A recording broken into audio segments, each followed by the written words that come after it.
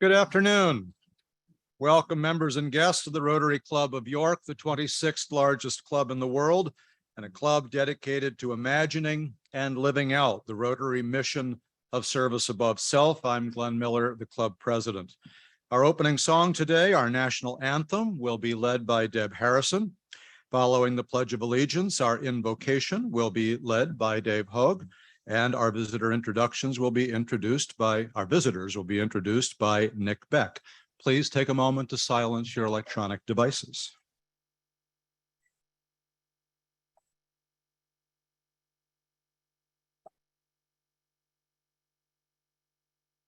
Please join me. Oh, say, can you see by the dawn's early light what so proudly we hailed at the twilight's last gleaming, whose broad stripes and bright stars through the perilous fight o'er the ramparts we watched were so gallantly streaming, and the rockets, the bombs bursting in air, gave proof through the night that our flag was still there. Oh, say, does that star-spangled banner yet wave for the land of the free and the home of the brave? I pledge allegiance to the flag of the United States of America and to the republic for which it stands, one nation under God, indivisible, with liberty and justice for all.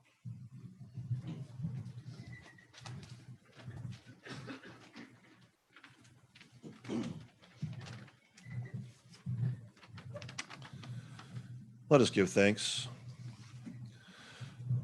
Oh God, we thank you for revealing yourself through the lushness and recreation of summer and through the miraculous complication of humans. You made us strong in intellect and in physicality, yet many of us are emotionally fragile. We stray into darkness. In Proverbs 23, you teach us of wine when it is red, when it sparkles in the cup, when it goes down smoothly. In the end, it bites like a snake and poisons like a viper. Clearly, your teaching also applies to other substances on our modern menu. Many are attracted by the allure of escape, only to be trapped in the empty darkness of addiction. Thank you for moving our speakers today to wrestle intelligently and creatively with this human dilemma as they strive to make paths for the addicted to find redemption. We pray once again for your grace and mercy to be seen and felt in Ukraine and in other parts of the world where war tears lives apart. We pray that you bless Rotary with growth and success in serving others globally. We thank you for the food you've provided us today. We ask your blessing on it and on those who have prepared and served it to us today. Amen.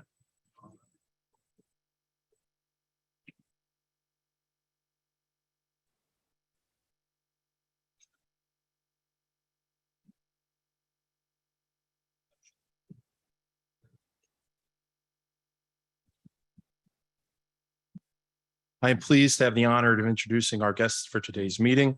When I call your name, please stand and remain standing until President Glenn has welcomed you. First will be the visiting Rotarians. We have Kyle King from York East Club. We have Tom Gemmell from the Lancaster Club. We have Wally Otto from Lancaster, John Herr from Lancaster, Tim Peters also from Lancaster. Next is the guests. We have Connor Becker, guest of Matthew Hoffman. We have Ophelia Chambliss, guest of Diane Marino. We have Yamile Cintron Padilla, guest of Student Education Committee. We have Madeline Hutton, guest of Student Education Committee. Andrea Hutton, guest of Student Education Committee. Steve Hutton, guest of Student Education Committee. Yolanda Jones, guest of Student Education Committee.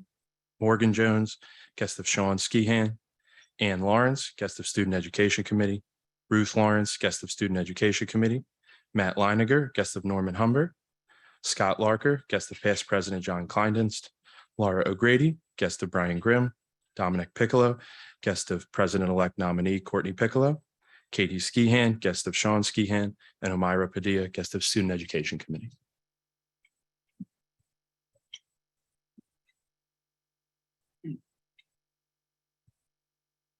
Well, the rumors that attendance has plummeted since I took over are clearly in error.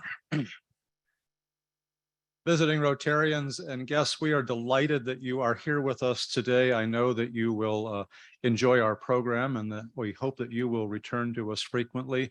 I do want to give a special acknowledgement to our friends from across the river at the Lancaster Club. We have 4 past presidents of the Lancaster Rotary Club with us today as a group, and it's delightful to welcome you as our guests as well. Friends, let's welcome our visiting Rotarians and guests.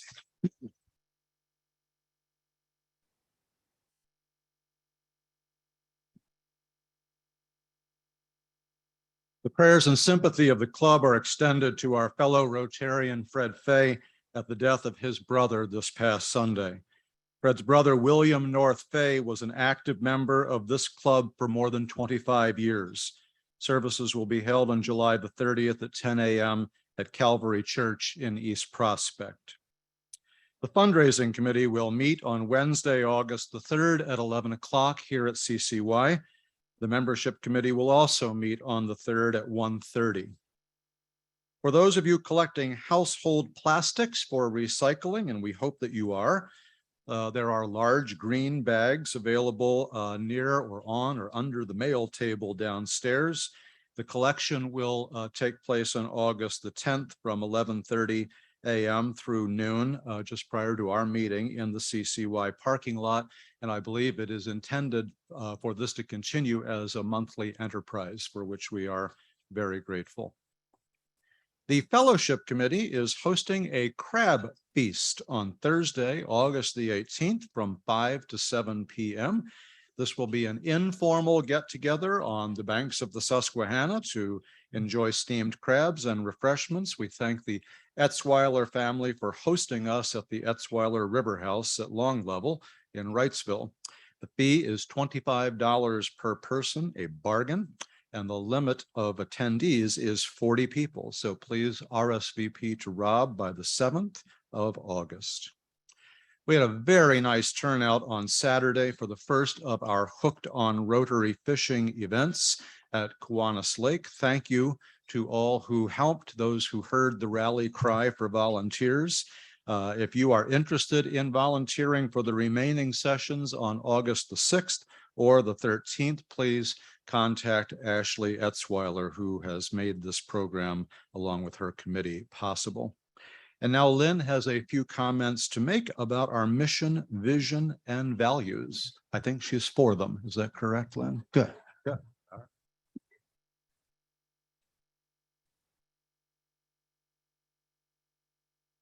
Thank you, President Glenn. So you have heard us already talk this year about the new Rotary Imagine theme. So as we think and are imagining our club, we thought it would be a great idea to talk about our mission, vision, and values. So just to review, a mission statement really defines what your organization's purpose or reason for being is. And our mission statement, it paints a picture of what our organization does, what we're trying to accomplish, and what impact we want to achieve. A vision statement is more aspirational, sort of who you want to be when you grow up, you know. It describes the future of our organization, what we aspire to be, and what we hope to achieve in the long term. And the values, these highlight our organization's core principles and philosophical ideals, what we stand for, and the behaviors we value over all else.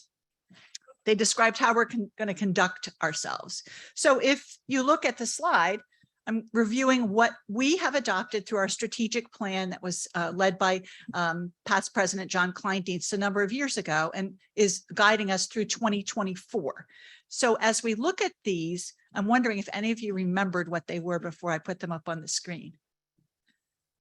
Sometimes when you do strategic planning, if you go back and touch base with that strategic plan and remind yourself what you've set out to do, periodically, it's a smart thing for us to do. So I wanted to remind all of us what we've adopted.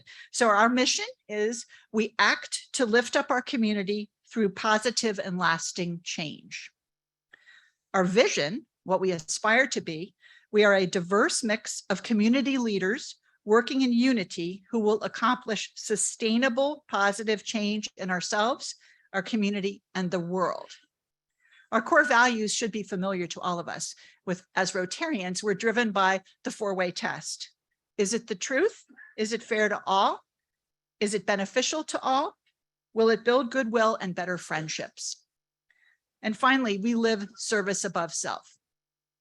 Our mission, vision, and values will guide our organization as we imagine the Rotary Club of York throughout this next year.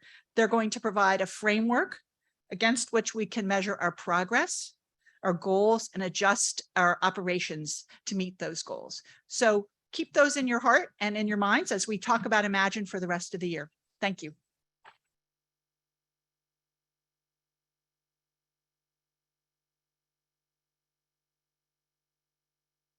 Great strategic plan is only as good as the number of times that we pull it off the shelf and dust it off and pay attention to it. So thank you for doing that for us today, Lynn. And you're going to hear more about that throughout the year as we look with renewed intentionality to what is a great set of statements and how we continue to make those statements truly live in our organization.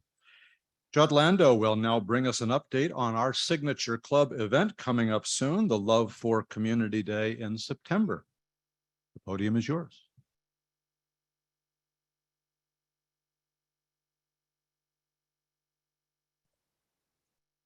Thank you, President Glenn. Good afternoon, everybody. Just as a reminder, our Love for Community event is coming up Monday, September 12th, right here at the Country Club of York. That is only 6 weeks away. We need everybody's support. 6 weeks away. Once again, I want to thank Fox 43 and North Medical and Chemical for being our presenting sponsors this year.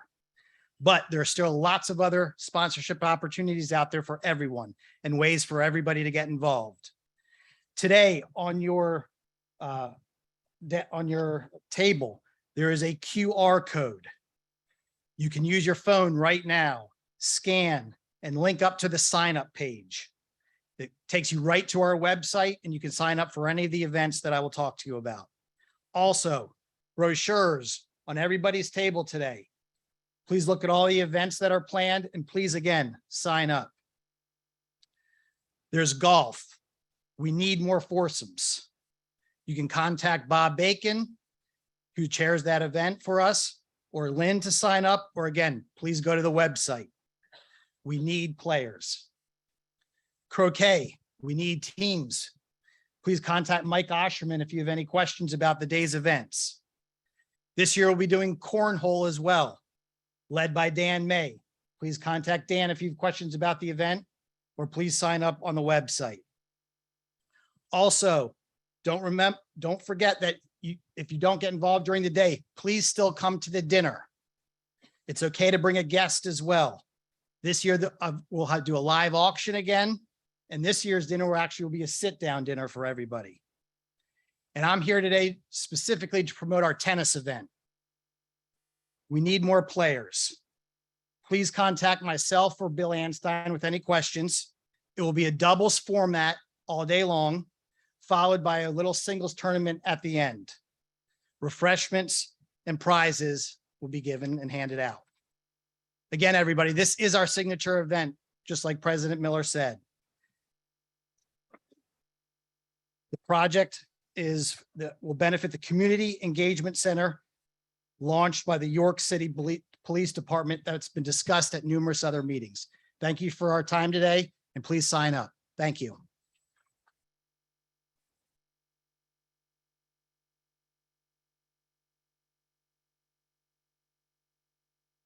Thank you very much. Once again, today, we are privileged to hear about and meet 4 of our recent scholarship recipients, one of whom we will hear from today. And we are, of course, relieved, greatly relieved, that Diane is back, thus saving us from having Al at the microphone once again. Diane, it's all yours.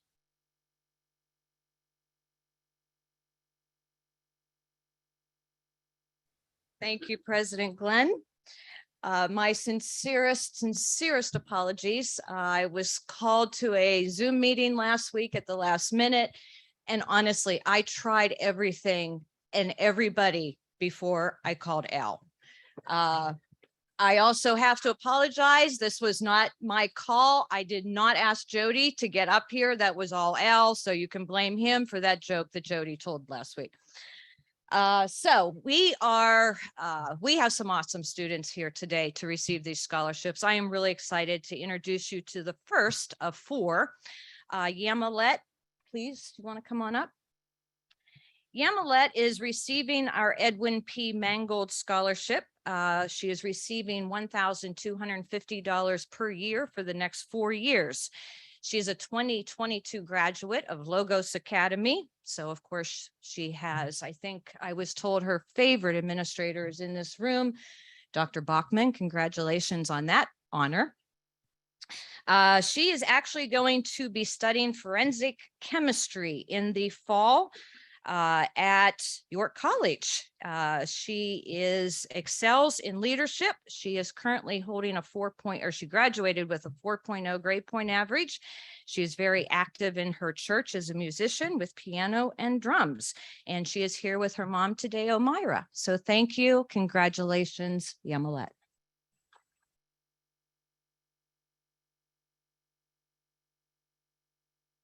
Next is Madeline Hutton, who is here with her parents, Andrea and Steve. Thank you for coming. Madeline is our second award, or our second recipient of the Service Above Self Award that we started last year. This is a very prestigious award because we look at their community service. Madeline is quite exceptional. She is going into her junior year at Hood College down in Frederick, Maryland. She's a 2020 graduate of Hanover High School. She is majoring in business administration and hopes to be in human resources when she graduates. She's currently doing an internship at R.H. Shepherd in Hanover. Last semester, she took 18 credits, which all of us who have gone to college, we know that is pretty much a full load, if not more than a full load. She's currently holding a 3.97 grade point average. She volunteers 3 hours a week at the Frederick Rescue Mission. She also comes home every weekend, volunteers for Trinity UCC, and assists in bake sales. Plus she works every weekend at Weiss Pharmacy in Hanover. So this girl is truly, she deserves this service above self. She works her little butt off. So congratulations to Madeline Hutton. Congratulations to her parents on this scholarship.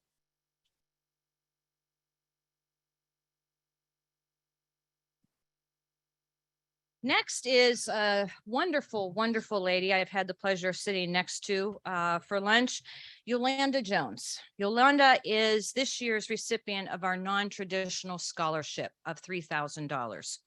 She is a 1993 graduate of William Penn High School. She's currently attending Penn State York. She's going to be a junior in the fall and is studying psychology. She currently works at WellSpan as a contact center specialist working with cancer patients, but has just accepted a new position as a case management assistant, also with WellSpan. I'm not going to tell you how much younger she is, but she is younger. Don't stand too close. But you know, what's amazing is she looks nowhere near this old, but she does have a 24-year-old daughter and an 8-month-old grandson. So this Yolanda is well deserving of this scholarship. This was made for young people who did not go to school right after high school, whether it was because they were single mothers or they were veteran, went into the Army or the reserves, or they couldn't afford it. And Yolanda did share with me that that is what happened. She could not afford it, so she started working. We all know what happens. You work, you work, you work. And finally, she made the choice to go back to school. So congratulations, Yolanda.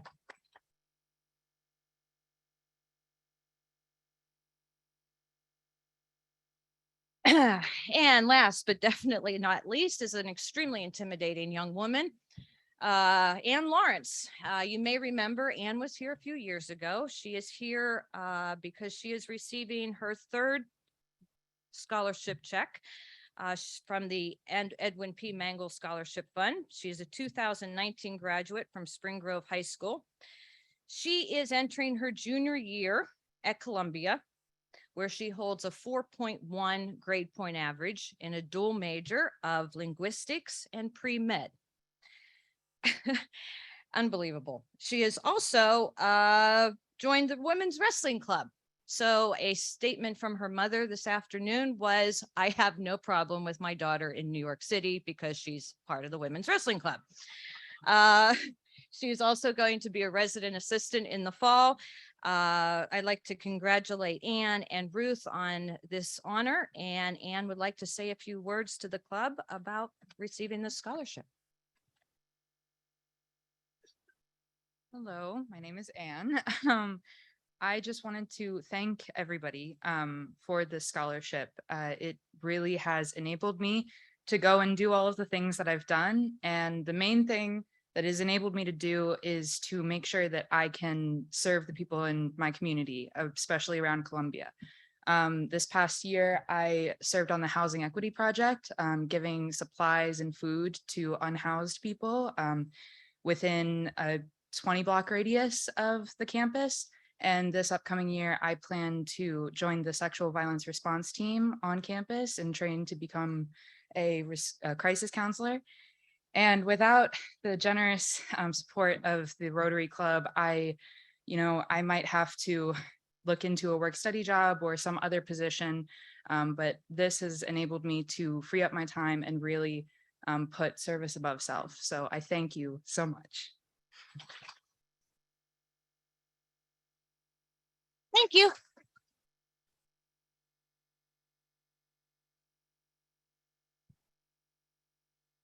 Want to congratulate our scholarship winners, who are all once again extraordinarily accomplished individuals, and make us certainly feel very good about what we're able to do to help you in your journey. I want to thank the committee and Diane again. And I don't think we can remind ourselves frequently enough that all of this is possible because of the amazing generosity of Rotarians who've come before us, who have provided the endowed funds that allow us to make these gifts in perpetuity. And so just keep that in mind, particularly the next time you're doing your estate planning.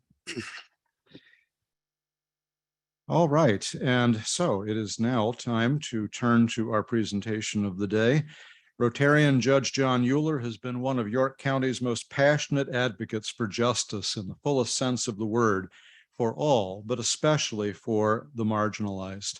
I can think of no one better suited to introduce our speakers today, who will share their important work with us about the CARD program.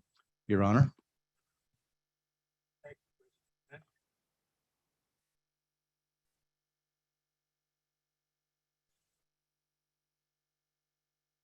Regrettably, the criminal justice system has been the default repository for far too many untreated individuals who are afflicted by behavioral health issues. We must recognize and be sensitive to those within our community who have been historically cursed, stigmatized, and discriminated against by societal perceptions. Their affliction has been much misunderstood and complicated by unavailable and underfunded treatment providers, and compounded by the sparse availability of insurance coverage. This suffering is not only personal to those afflicted, but it affects our community, its economic and societal well-being, and becomes a community medical issue. I am, of course, referring to those afflicted with mental illness, which is vastly not understood. And I am very pleased that our program committee has agreed to facilitate the presentation of the CARD program, which I believe to be a game changer for this community, for the state, the Commonwealth, and our nation. The genesis of this program was, in essence, studied through a feasibility study initiated through the York County Bar Foundation at the suggestion of former Judge Craig Trebilcock. The Community Action for Recovery and Diversion Program, acronym CARD, will be further explained by our well-known York County District Attorney, David Sunday, who's been a spirited advocate for the criminal justice system and how better we can correct the same, and Dr. Mitch Crawford, who serves as the Director for Specialized Treatment and Recovery Team at WellSpan. WellSpan has been a significant community partner in this program. Neither of the speakers require an expansive introduction for fear from my vantage point that if I start elaborating on the program and its benefits, they'll not have an opportunity to present the program. But I feel confident that CARD will be a catalyst for positive programs throughout. Being forewarned that I should keep my presentation short, as well as my stature, I'll turn over the program to Dr. Crawford and David Sunday. Thank you.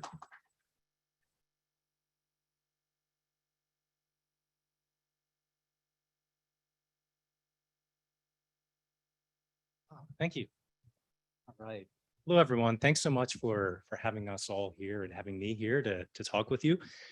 I tend to move around a lot, so if anyone in the back can't hear me because I'm over here and I'm not projecting, please let me know. Just raise your hand. I have the pleasure of being with you today representing the START program. And you'll understand a little bit about why are we talking about START, another acronym, when we're here to talk about CARD. So hopefully we'll make that connection. As the kind introduction alluded to, I am the medical director at the START program. I helped found the program. And my quote unquote day job is to serve as the director of addiction services for WellSpan Health. So I'm a psychiatrist and I have specialty training in addiction medicine, which I'm also boarded in. And I get the opportunity to do really neat, innovative stuff like this. So I would like to start with an exercise. In medicine, we oftentimes start by talking about a patient. It helps keep it real for us. We can get stuck in the data, we can get stuck in charts, and we can forget why we're doing what we're doing. And so I want to share with you briefly, after I ask you, you don't have to share this, but just take a moment, please, and think about if you've had an experience engaging with a behavioral health provider in any way, a therapist, calling, asking to make a connection for someone else, or, needing help for your children or anything. And just think about, how does that make you feel when you're remembering it? Are you angry? Was it a good experience? Did you have to wait 6 months? Did someone open the door and welcome you that day? Did you get the help that you needed? Was it personalized, et cetera, et cetera? And I want you to think about how that contrasts to a program story I'll share with you at START. So to protect their anonymity, we'll talk about this person being John Doe. John Doe connected with the START program, was offered an appointment the same day, came in and started sharing a lot of their history. Wasn't really sure where to start. Started describing, I'm feeling really down. I'm depressed. I have a history of depression. As we started talking more, he described having a history with problematic use of stimulants. So they were smoking cocaine frequently. And as we started going on, I started to learn more about how John Doe was struggling, that they were in the middle of a divorce. They weren't sure where they were going to be living after this divorce occurred. They had some legal trouble. They were worried about their issues with food insecurity and financial distress. And the more we went on, I was actually able to say, can you hold on 1 second? I think this is bigger than a medical problem, right? And so I went over to our shared office, brought over a therapist into the room, said, let's talk about what's going on here and how we can be helpful. Made a great connection with the therapist. And as we went on, we said, you know what, I think we need a social service specialist here too. Went over into the shared office, brought someone in. We had 3 people delivering care on the same day to one person. It was fantastic. So John is still in treatment with me. I can share with you that what I didn't do was try to impose my treatment plan onto John and say, okay, I heard depression, I heard stimulant use disorder. Let me tell you what the textbook says about how I'm gonna make you better, right? We took a very different approach that I think you'll learn a little bit about here. Okay, so that's me. I'm not going to read this to you. This is just a description of the kind of program that we are. This is a new model being pushed out by the Substance Abuse and Mental Health Services Administration, SAMHSA, at the federal level. So largely, we were able to do this work by being awarded a $4 million grant from SAMHSA to do this innovative work. We built everything, the physical space renovated intentionally, the team built from the ground up intentionally for the purpose of this program. And by doing this, we were able to deliver care in a much different way, really focusing on delivering care in the right time at the right place, right? This is how our central question of how we designed everything.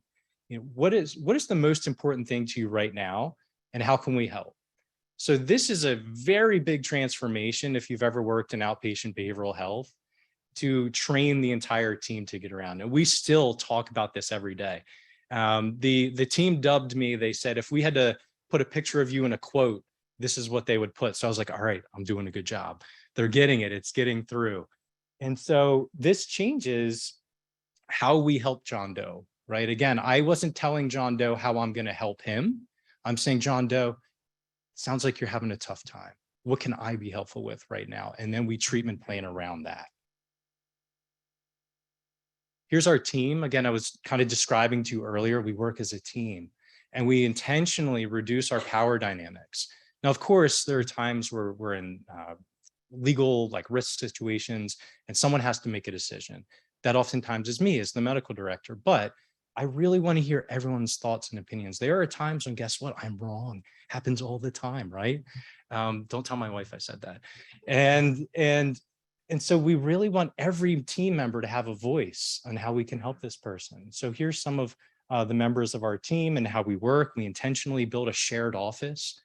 I built the program. I'm the medical director and I don't have an office there.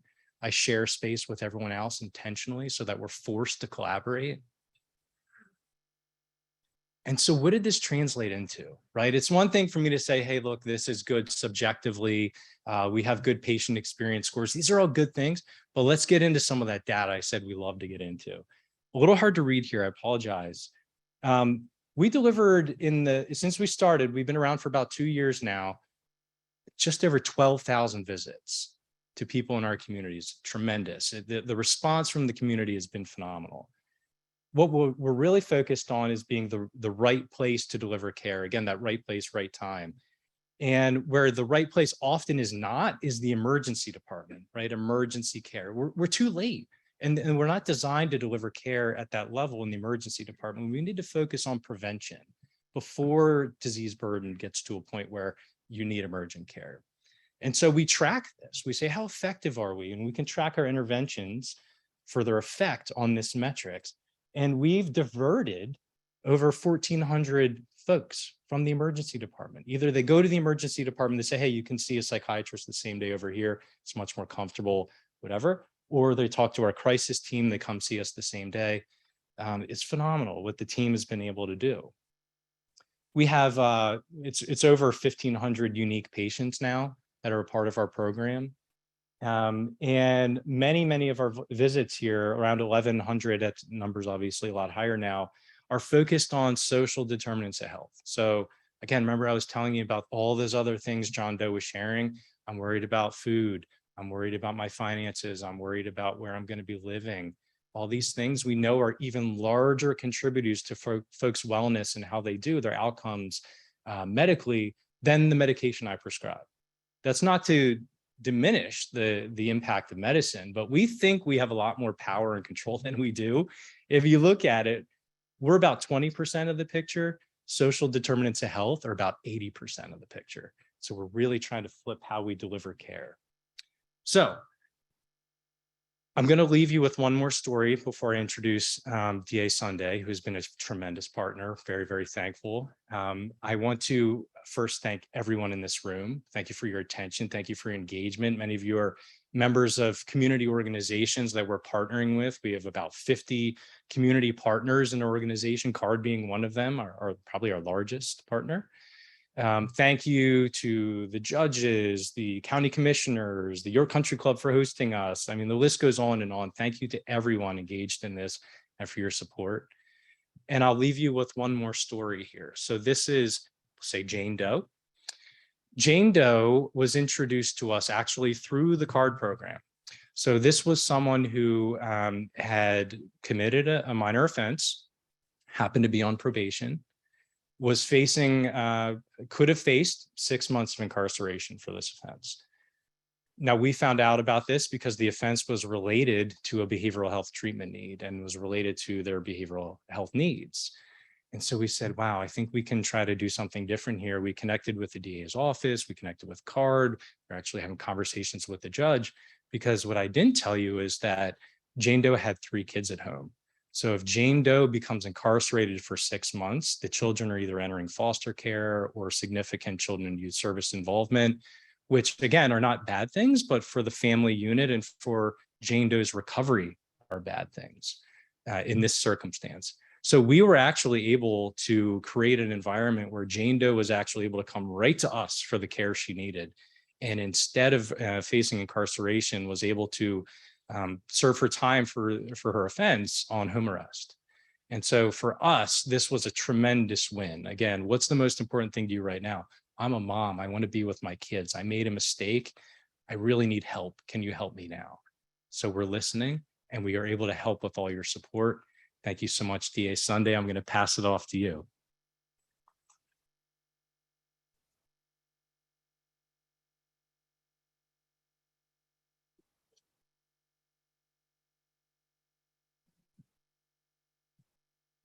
Thank you very kindly for the introduction. 2 things real quick before I get started. Number one, Yolanda, I just want to say I agree that you do look very young. You look very young, energetic, vibrant. And I would expect that from people that graduate from high school in 1993. Such as myself. So I just want to put that out there. We're me and you. So the second thing real quick is I'm usually very intimidated, by the way, to present or speak in front of Judge Euler. I think most attorneys are. And that's a conversation maybe for me to have with the psychiatrist later. But today I had to give a presentation actually this morning, which was bizarre, same day. And it was a much more intimidating room. It was a room about this size and they were all retired school teachers. And my father's a retired school teacher. And before he was a school teacher, he was a Marine. And so again, we may have 2 topics to talk about later as well. So I feel good about this. And off we go. So we're going to come back. Well, we're going to talk about this in a second, why this is important. We need a new picture. That's me. All right. Community action for recovery and diversion. So I'm not going to read the slides. I'm going to talk about what this is, why it's important, and what we're dealing with in the criminal justice system. Okay, so right off the bat, and we don't have a lot of time, so I'm going to talk probably pretty quick. I'll try to be thoughtful as I do it. So everywhere you look right now, everywhere you go, every channel you're on, whoever you're talking to, you're going to hear about crime. You're going to hear about criminal justice. You're going to hear about violence. You're going to hear about shootings. You're going to hear about all kinds of things. And whether they're right or they're wrong, whether they're factually accurate or made up, the reality is that the community is at a place where criminal justice is at the forefront of conversation. And in some ways that's bad because there's a lot that people talk about that's not accurate. At the same time, it's great because that gives us the ability to have these conversations. So when you look at York County, and I always give this 30-second rundown, so you have sort of the foundation here. So typically York County is third in the state for the amount of criminal charges filed. It typically goes Philadelphia, Pittsburgh, York County. Some years York County and like Montgomery County might go back and forth. It really just depends on the year. I tell you that just so you understand sort of what we're dealing with here. On a typical year, we have around, I'll say 8 to 10,000 adult criminal, or 8 to 10,000 criminal cases. All right. That's a lot of cases. And what are those cases? Right off the bat, 2,000 of them are typically juvenile cases. All right. So that's juvenile crime. Then we have everything that's left. And for the county DA, my jurisdiction is such that we prosecute every single crime that's not a federal crime. So that's everything from retail theft all the way up to first-degree murder, to rape, to child pornography, you name it, we prosecute it. And so when we look at the totality of the cases we have, I will tell you right now that probably around 30% of all the cases that come through the DA's office are individuals that absolutely, unequivocally must go to prison. They have to go to prison because of the nature of the crime, the impact on the victim, because of whatever the specific crime it was itself. And these are people that go to jail for the protection of society, but also, like I said, based on the actual crime that occurs. That leaves us with everybody else. And when we talk about everybody else, the question becomes, what do we as a society want to do with them? And for decade after decade, individuals that fit into everybody else, and these might be low-level offenses. I mean, we have a tremendous opioid addiction issue that is still ongoing in York County. We have a severe mental health crisis. A lot of that is co-occurring. We have a homelessness issue. And so when we talk about that, the question is very simply, what do we want to do? And the answer to that we have chosen as a community is that we want to do everything we can to achieve the following: accountability for the crime and redemption. You have to have both. You cannot have accountability without redemption. You cannot have redemption without accountability. They must exist together. And so what does that look like in practice? How do we do that? An example I will tell you are treatment courts, okay, where someone pleads guilty to the crime, they go in front of a judge. If they successfully complete what typically is a 2-year program, where they work, where they spend time with their family, where they go to their treatment, where they do everything that they're supposed to do, then at the end of it, if they have a felony, it becomes a misdemeanor. If it's a misdemeanor, it goes away. The majority of criminal defendants do not want to do treatment court. And the reason for that is because it's hard, it's difficult, and you are held accountable. And so oftentimes people would rather sit in a prison cell than go through that process. For the people that do go through that process, the outcomes are magnificent. If you ever have an opportunity to attend a graduation for the York County Drug Treatment Courts, I can't tell you how much of a wonderful experience it is. You have to do that. Those individuals, the likelihood of them committing additional crimes goes down tremendously compared to someone who comes in and out of a prison. We also need to understand, as we move into this, another factoid. 95% of every single person that goes to jail will come back out. 95%. Think about that. You know, we incarcerate a lot of people in this country, and in Pennsylvania in particular, we do. But why is that important? It's important to understand that individuals that are incarcerated are coming back. 95%. Within 3 years of coming out of prison, half will go back in. The number one statistic indicator or determinant of whether or not someone will go back in is joblessness. Okay. Now, that was a lot of information I just threw out there. How do we attack all of that, decrease crime, make our community safer? Because that's the ultimate goal, right? The ultimate goal is making our community safer. Things that have come across my desk, I would say that I'm a lagging indicator of societal problems. I know there's a lot of business people in here. I'm a lagging indicator. When my desk is full, really bad things have happened for a long time. When it gets to the coroner, even worse. And that's just the reality of life. We have not kept up. We have not given police the tools to do the job that society expects of them. As time has gone on, we expect police to do everything and be everything for every person, but we haven't given them the tools to get that done. So now it's fallen on the criminal justice system. Judge Trebilcock, who is a tremendous advocate and a leader in all these areas, used to say that a lot of these issues, it's not a criminal justice issue. He said these are mental health issues with a criminal justice component, which I thought was a neat way of putting it.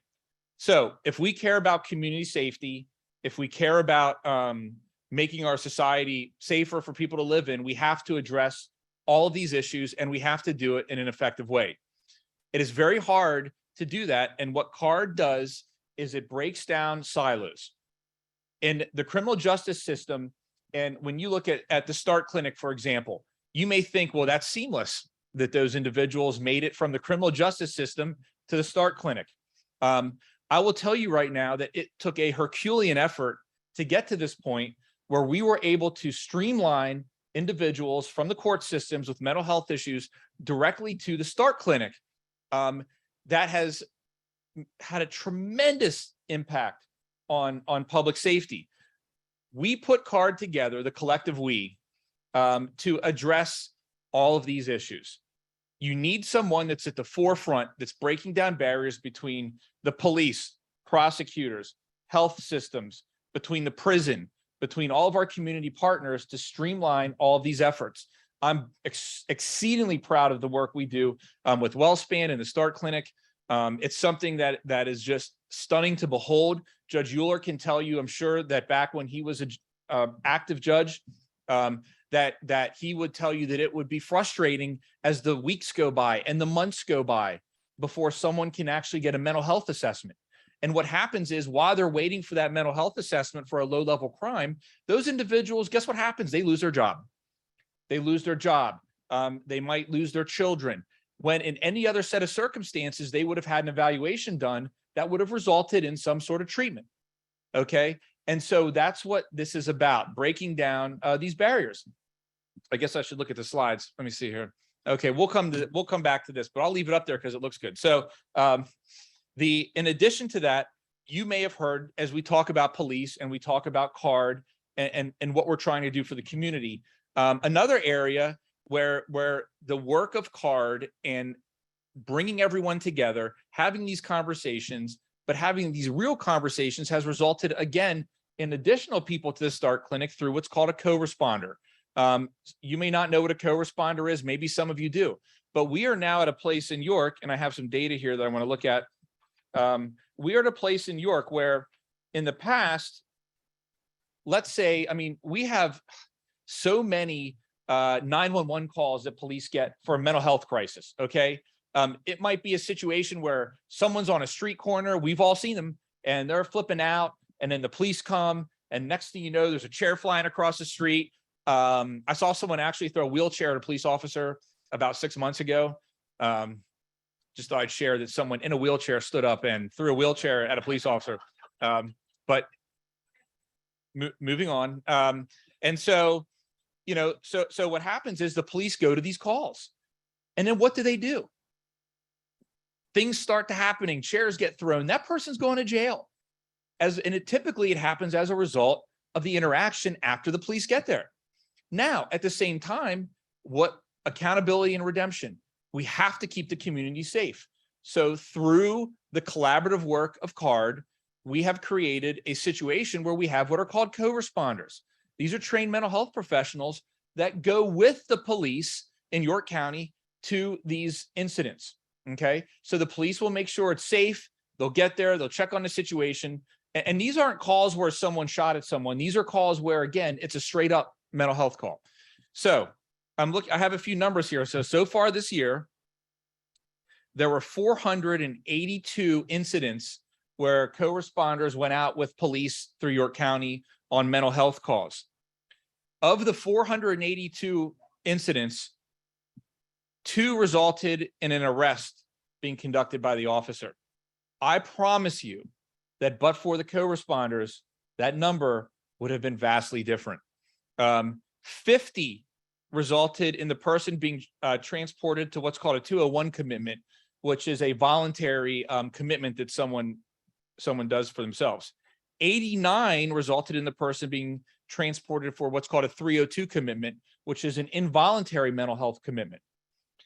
278 resulted in the person being linked to services or supports through family members and friends. And 63, the co-responders were unable to locate. So I say that to you because what that does is that puts us in a position where we can decrease the likelihood of those individuals going back out and committing additional crimes. When I look at many of the homicides, the aggravated assaults that we've had over the years, and you go back through someone's history of their life, you will see along the way in a lot of the instances, not all, but in a lot of them, there is a mental health component of trauma or something that occurred in their life where they didn't seek help, where they didn't talk to a psychiatrist, where they did not receive any services. And if we look at this, 482 people, well, not 482 because they couldn't find 60, but 422 people received some sort of services as a result of having that co-responder with them. That's the type of work that happens through CARD. Let me see this slide. Well, we'll see if we get to the slide. So earlier I talked about reentry. I talked about people coming out of prison. Okay. That's part of CARD. So right now we are working on putting at the York County Prison a thing that's called a Diversion, Wellness, and Reentry Center. Okay. Diversion, Wellness, and Reentry Center. The whole purpose of that is to put us in a position where we can get these individuals, these low level offenders, treatment for people that are incarcerated. Okay, people think there's this huge misnomer that prisons can treat people with mental health issues. It doesn't exist. There aren't anywhere for these individuals to go. Our prisons really have become warehouses for individuals with mental health issues, and they're stuck there. And what does that do? Taxpayer dollars, right? So taxpayer dollars, that's a lot of money that's spent on those individuals. Number 2, it's inhumane. These are people that need treatment that may not have committed crimes that otherwise would have resulted them in prison for that long.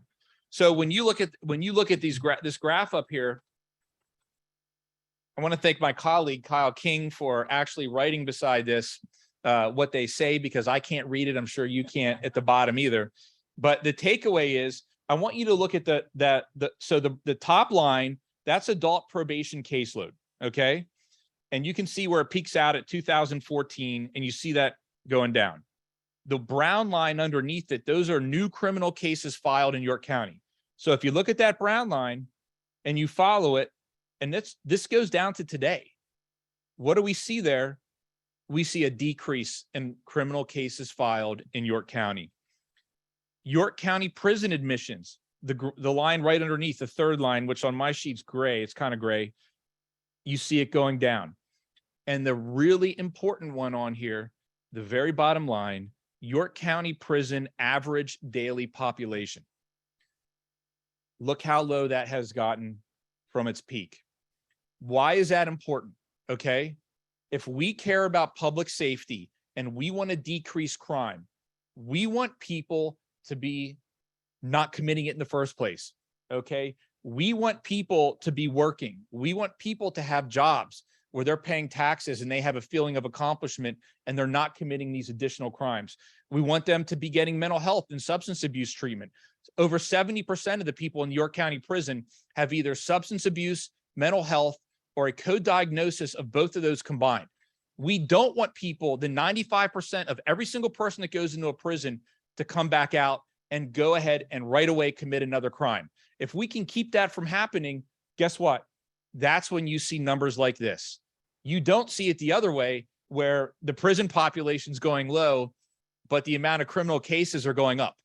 You don't see that. And that's what you don't want to see. Where do you see that happen? Places where it's either all accountability and no redemption, or just redemption and no accountability. You got to have both. And so I put this slide up here to show you. And on the bottom, what you're going to see there, well, I'm going to walk over here real quick. I talk really loud, so hopefully people can still hear me. You guys hear me? All right. So these are all these initiatives that have come into play, okay, since 2016. And when you look at all of our partners that have come together, we have pretrial diversion, okay? We have stepping up, which is something we do with regard to mental health. We have CARD in here. We have the Reentry Coalition. And when you see we ramped up with all these community-based initiatives, you see crime go down, you see prison population go down. Our wellness courts alone in York County in 2019 saved over $2 million for York County citizens, because it kept that average daily population down at the prison, and it also decreased crime. So this is absolutely critical. Let me see here. And I'm going to wrap it up because I know that I'm probably already behind, like past my time. Some of you have probably seen this slide before. When you look at this slide was initially created by Judge Trebilcock. At the top of the slide, you see theft, burglary, drug use, assaults, unemployment. That's what we see in court every day. Every day, that's what we see. Now, what we don't see in court, and the places where CARD, through all of our partners, through what we call total maximum engagement with the entire community, that allows us to go under the water of the iceberg there and start hitting all those drivers for crime. Mental abuse as a child, homeless and unstable housing, family history of substance abuse, victim of physical assault and abuse.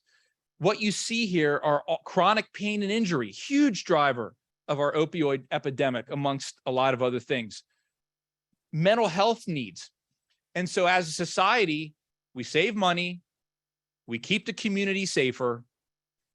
It's just called the right thing to do as a human being by addressing all of these drivers of that crime.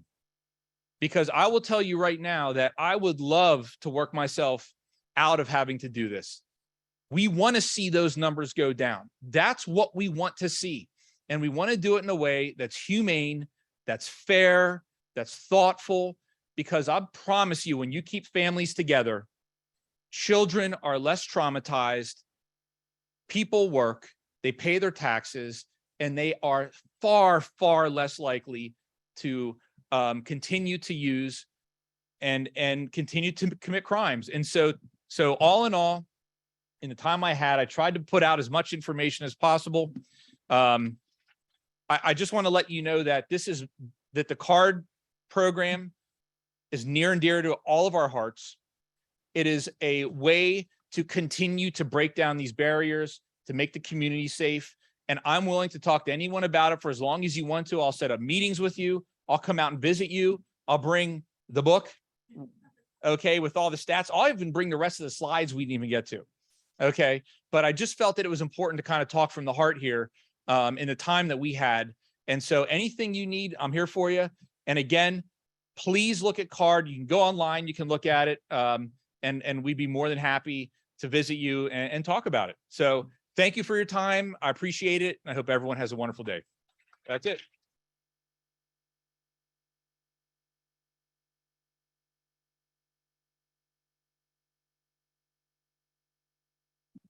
It has never been more painful for me to have to give a signal to stop. because what you presented to us today was just really incredible. I think for many of us, when we hear the words district attorney, we think of two words, law and order, and that's appropriate. But what a blessing and a delight to hear words like redemption and accountability and all of what you've laid out for us. As you said, simply the right thing to do as a human being. And it's just tremendous that we have a program like this that's beginning to address this. I'm sorry we don't have time for questions, but Dave said that he would be available to you. So I'm going to station him right up here, and you can keep him for an hour if you want. Just come up and address questions to him one-on-one. I'm sure they would both be delighted. Thank you both so much for being here today. Let's give them a hand again.